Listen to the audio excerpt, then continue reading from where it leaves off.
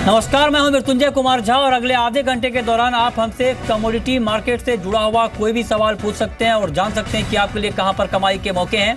हमारा toll free number है 1800-180-3545। साथ ही आप 0120-4258-237 पर भी अपना सवाल पूछ सकते हैं।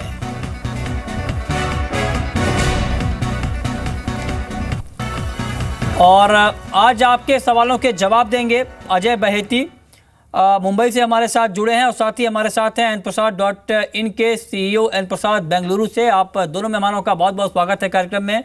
शुरुआत करते हैं बाजार के ताज़ा हाल से कि फिलहाल मार्केट में किस तरह का एक्शन है, ये हम आपको बताने जा रहे हैं कि शाम के कारोबार में मार्केट की चाल क्या दिख रही है। गोल्ड में करीब 66 रुपये की कमजोरी है, 31,650 के आसपास है MCX पर गोल्ड का भाव। और सिल्वर में करीब 500 रुपये की तेजी है। शुरुआती दौर में करीब 1000 रुपये ऊपर था ये काउंटर। कच्चे तेल में 24 रुपये की नरमी है, 3034 के आसपास है MCX पर क्रूड। और नेचुरल गैस में करीब 1.25% की मजबूती यहाँ पर दिख रही है। मेटल काउंटर को देखें तो कॉपर का भाव करीब 1.5% ऊपर है, 322 के ऊपर है MCX पर कॉपर। और निकिल में करीब 2.5% की तेजी है, 680 के आसपास MCX पर निकिल में ट्रेड हो रहा है। कुछ और काउंटर को देखें तो वहाँ पर किस तरह की हलचल है। जिंक में करीब 0.5% की मजबूती है, 145 के आसपास है जिंक। लेड में करीब 0.25% की तेजी इवनिंग ट्रेड में। और ग्वार का भाव आज करीब 0.3% की तेजी के साथ बंद हुआ है, 3600 के आसपास। और ग्वारगम में करीब 4% की तेजी आई है, 6590 के लेवल पर ग्वारगम का मार्केट क्लोज हुआ है। तो यह है मार्केट का ताज़ा हाल। लेकिन अब बात बम्पर कॉल की।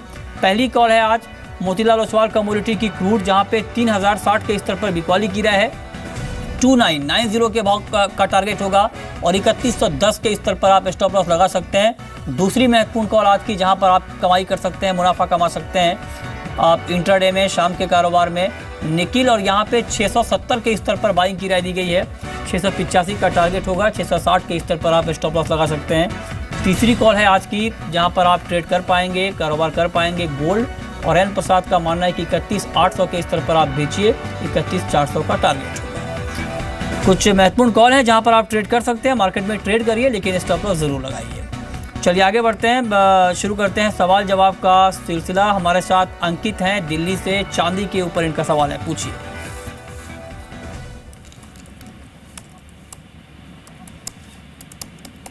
अंकित, आपको आवाज आ रही है?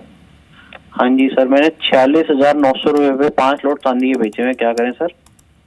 5 लॉट चांदी के आपने बेचे हुए हैं। अमित, क्या करना चाहिए इनको?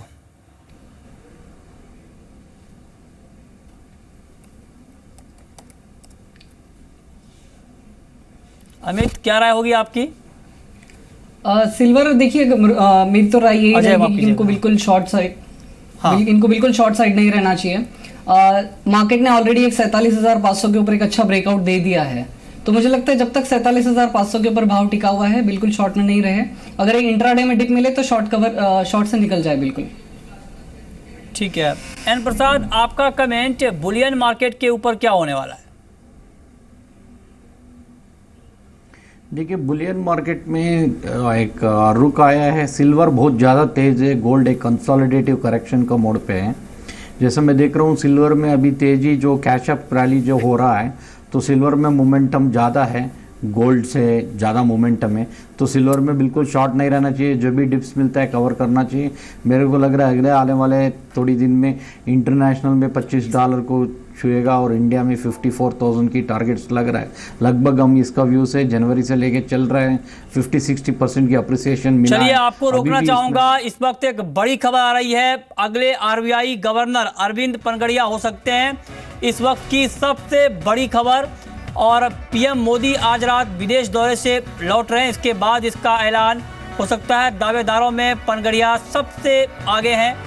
सूत्रों से हमें जो जानकारी मिल पा रही है, अभी नीति आयोग के उपाध्यक्ष हैं अरविंद पनगड़िया, और RBI गवर्नर बन सकते हैं, अगले RBI गवर्नर बन सकते हैं। सितंबर में रघुराम राजन का कार्यकाल खत्म हो रहा है, उसके बाद इनको पदभार दिया जा सकता है। PM विदेश दौरे से लौटने के बाद इसका ऐलान हो सकता है। इस वक्त की सबसे बड़ी खबर, RBI गवर्नर के नामों पर लगातार अटकलें लगाई जा रही हैं, अलग अलग नाम सामने आ रहे हैं। लेकिन इस बीच जो हमारे पास सबसे पुख्ता जानकारी मिल पा रही है कि दावेदारों में अरविंद पनगड़िया का नाम सबसे ऊपर है, अभी नीति आयोग के उपाध्यक्ष हैं और माना यह जा रहा है कि अगले आरबीआई गवर्नर की कमान अरविंद पनगड़िया को सौंपी जा सकती है। हमारे साथ बातचीत करने के लिए जी मीडिया संवाददाता असीम मनचंदा जुड़े हैं फोन लाइन पर। असीम, और इस बारे में क्या अपडेट है आपके पास?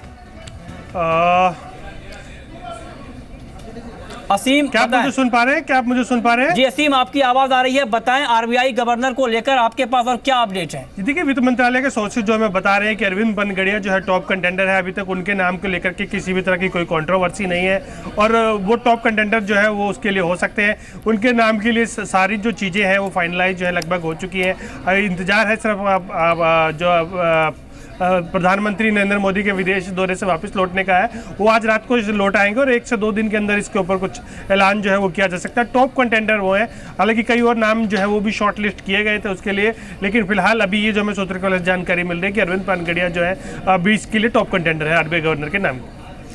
असीम, काफ़ी महत्वपूर्ण अपडेट आप यहाँ पर दे रहे हैं और सब दावेदारों में सबसे ऊपर अरविंद पनगड़िया का नाम है।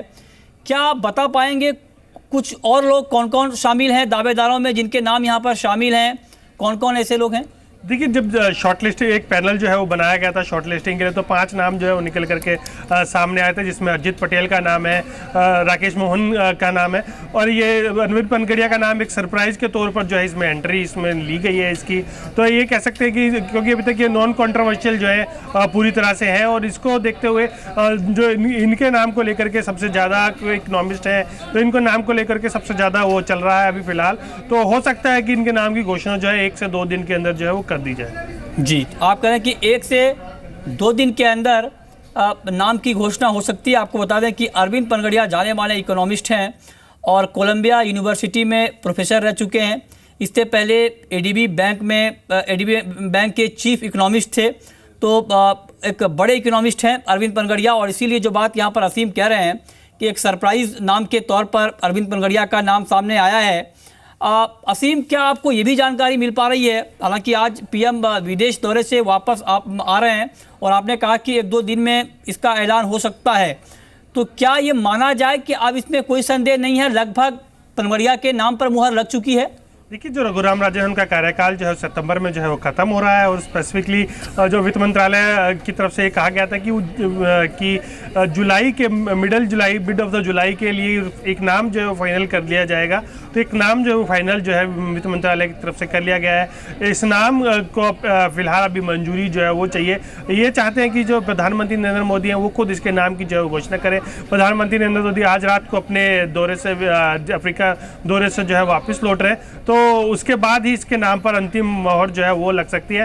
तो आपको 1 से 2 दिन जो है इंतजार करना पड़ेगा इसके नाम के लिए। जी, आपको ये भी बता दें कि आरबीआई गवर्नर को लेकर हाल के दिनों में कई विवाद खड़े हुए थे। सबसे पहले जब रघुराम राजन ने अपने रिटायरमेंट का यहाँ पर ऐलान किया था, तो उसके बाद काफ़ी चर्चा यहाँ पर हुई थी कि दबाव बनाया गया उनके ऊपर, कई तरह की अटकलें यहाँ पर लगाई गई थी। पीएम ने तमाम अटकलों को सिरे से खारिज किया था और सितंबर में 4 सितंबर को रघुराम राजन का कार्यकाल खत्म हो रहा है और जैसा कि असीम बता रहे हैं कि अरविंद पनगड़िया के नाम पर मुहर यहाँ पर लग सकती है। बहुत बहुत शुक्रिया असीम आपका इस पूरी जानकारी के लिए। इस खबर पर हम आपको आगे भी अपडेट देते रहेंगे, लेकिन इस बीच की सबसे बड़ी खबर यही कि अरविंद पनगड़िया अगले आरबीआई गवर्नर हो सकते हैं। चलिए एक बार फिर से लौटते हैं कमोडिटी मार्केट पर और हम बता रहे थे आपको कि बुलियन मार्केट में आज आपको क्या करना चाहिए। एन प्रसाद, गोल्ड के ऊपर अगले 6 घंटे में आपका टारगेट क्या होगा? देखिए, गोल्ड अगले 6 घंटे में करेक्ट होएगा जैसा वो अपना चार्ट कभी टेक्निकल बेसिस से, लेकिन वो बेरिश संकेत नहीं है, just it's a matter of correction. एक 31,400 तक आ सकता है। ओके, अगले कॉलर हमारे साथ बाबूलाल हैं पाली से। बाबूलाल, पूछिए अपना सवाल। नमस्कार सर। नमस्कार, पूछिए सर, मैंने 1 साल पहले 5,000 में गवार ले रखा है, 1,000 बोरी। ओके, हाजिर में, फिजिकल में 5,000 के भाव पे आपने लिया है, भाव काफ़ी नीचे आ चुका है। अजय, क्या आप सलाह देना चाहेंगे इनको? मुझे लगता है इनको होल्ड करना चाहिए। इनको अपसाइड में 3,900 तक के लेवल देखने मिल सकते हैं आने वाले 1 हफ्ते में। तो आई थिंक ये लोग अभी भी बने रह सकते हैं पोजीशन के साथ। ठीक है, आप कह रहे हैं कि अभी भी ये मार्केट में बने रह सकते हैं। आगे दाम बढ़ने की संभावना आप जता रहे हैं। गोल्ड के ऊपर आपको कुछ चौंकाने वाले आंकड़े भी दिखाते हैं कि पिछले 6 महीने में किस तरह से गोल्ड ने निवेश के तमाम विकल्प को बोल्ड किया है। 6 महीने में सोने में सेंसेक्स के मुकाबले 6 गुना ज़्यादा मुनाफा मिला है। ये हम आपको बता रहे हैं, काफ़ी चौंकाने वाले आंकड़े। 28% की तेज़ी पिछले 6 महीने में गोल्ड में आई है और इस दौरान सेंसेक्स में महज 5 से 6% की तेज़ी आई है। चांदी में सेंसेक्स के मुकाबले 8 गुना तेज़ी आई है और चांदी का भाव करीब 40% उछला है, जबकि निफ्टी में महज 6 से 7% की तेज़ी आई है। और SPDR गोल्ड की होल्डिंग, जो कि दुनिया का सबसे बड़ा गोल्ड ETF है, इसकी होल्डिंग 50% बढ़ी है और मार्क फेबर ने गोल्ड में तेज़ी की उम्मीद जताई है। तमाम जो बड़े एक्सपर्ट हैं बुलियन के, जैक क्लीन, इनका भी ये कहना है कि गोल्ड में तेज़ी आएगी। मॉर्गन स्टैनली, गोल्डमैन सैक्स, तमाम बड़ी एजेंसियों ने ये रिपोर्ट दी है कि गोल्ड की चमक और बढ़ सकती है। एक चौंकाने वाली रिपोर्ट गोल्ड के ऊपर ये भी आई है कि 2018 तक गोल्ड के दाम $2300 तक जा सकता है। जी हाँ, $2300, आप सही सुन रहे हैं, क्योंकि एक बड़ा अनुमान यहाँ पर गोल्ड पर जताया गया है। और अजय बहेती, क्या आपको लगता है कि वाकई गोल्ड की चमक और बढ़ने वाली है और जो लंबे समय के लिए निवेश करना चाहते हैं उनके लिए भी बाइंग करने का अच्छा मौका बन रहा है?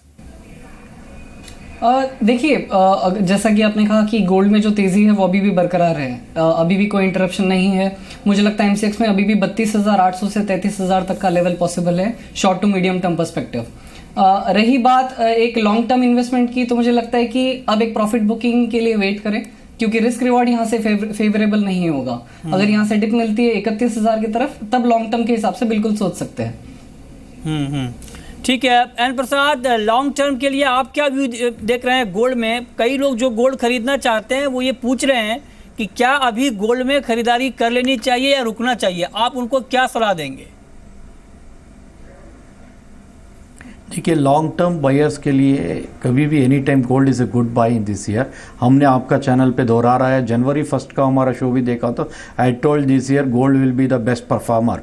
वो तो हासिल हुआ है, तब 25,000 रुपया था गोल्ड। अभी भी मैं ये बोल रहा हूँ, गोल्ड की सेक्युलर ट्रेंड बरकरार है। गोल्ड आफ्टर $1,500 एक्सप्लोजिव मूव एक आएगा, क्योंकि वो पिछले जो हाइस बनाए था हाइस के बाद जाने की चेष्टा करेगा। लेकिन रुपया ऑल्सो कंसोलिडेटिवली इधर ही अप्रिसिएशन ज़्यादा नहीं हुआ तो we can see in Indian terms इस दिवाली पे अच्छा रेट देख सकता है। जो प्रीवियस ईयर का हाई था उसको पार करते हुए देख सकते हैं।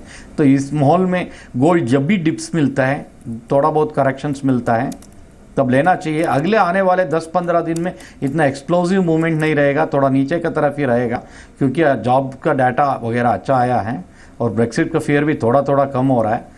This is a good time two by gold. Around 31,000 investment करना चाहिए। हाँ, चलिए अगले कॉलर हमारे साथ पंकज हैं राजस्थान से। पंकज, पूछिए। मृत्युंजय सर को नमस्कार सर। नमस्कार, पूछिए।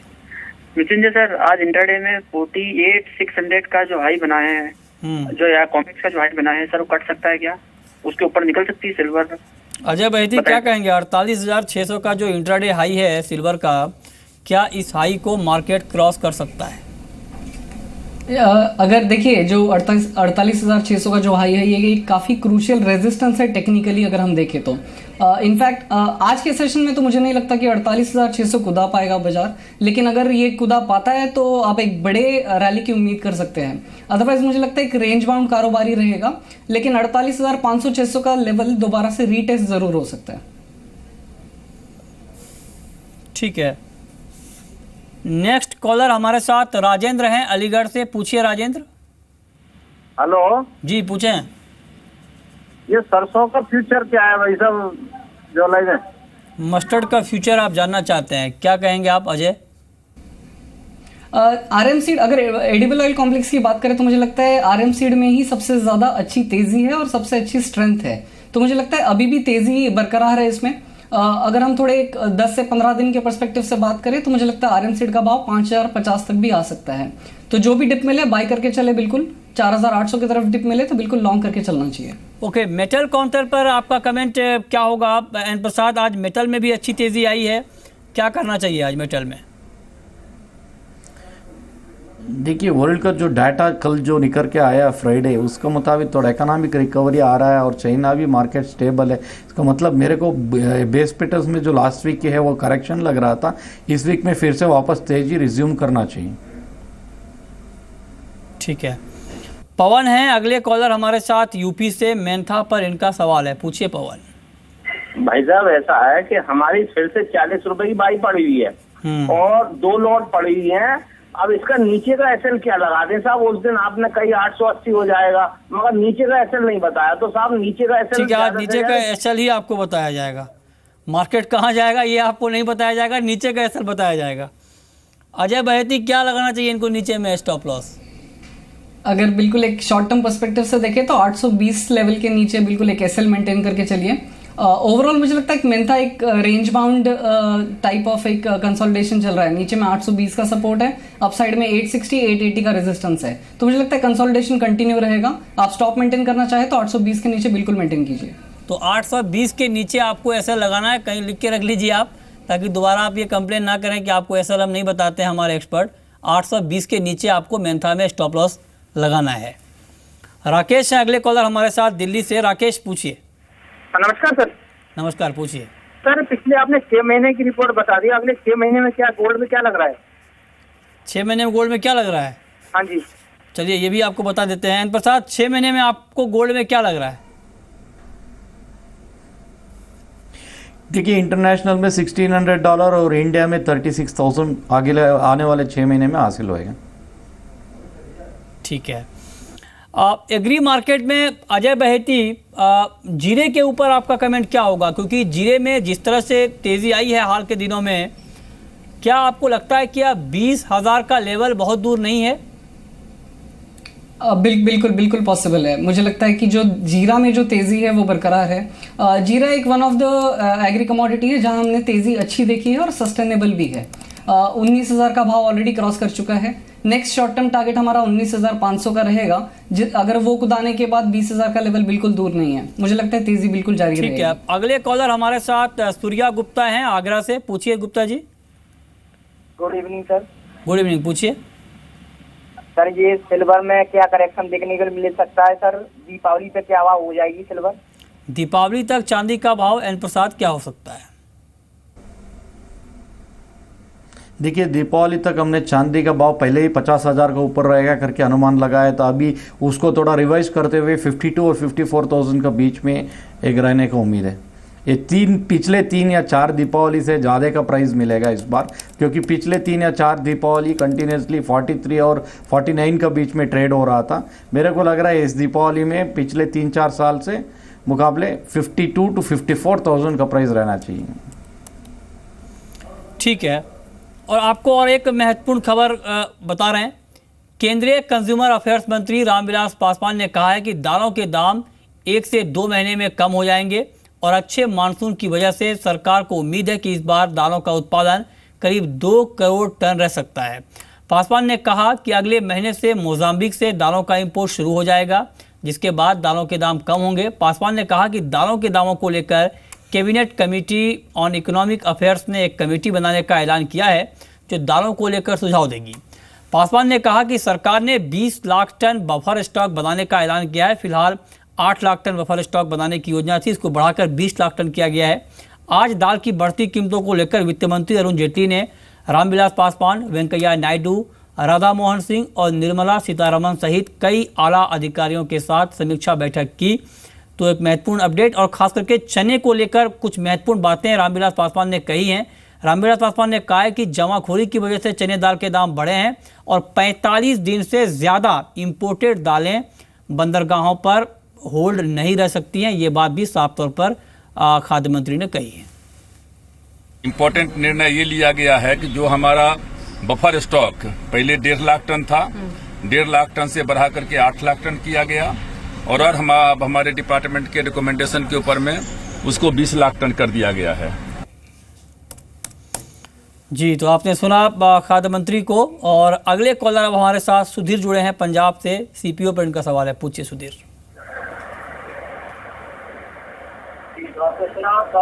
सुधीर, टीवी का वॉल्यूम कम करिए, फिर सवाल पूछिए सर प्लीज।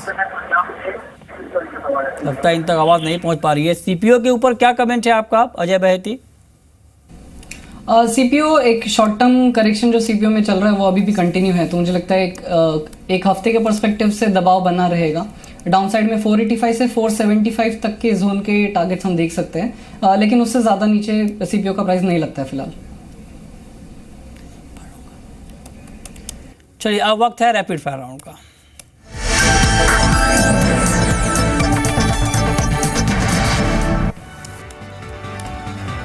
आप हमारे साथ दोनों एक्सपर्ट जुड़े हुए हैं। अजय बहती, बताइए।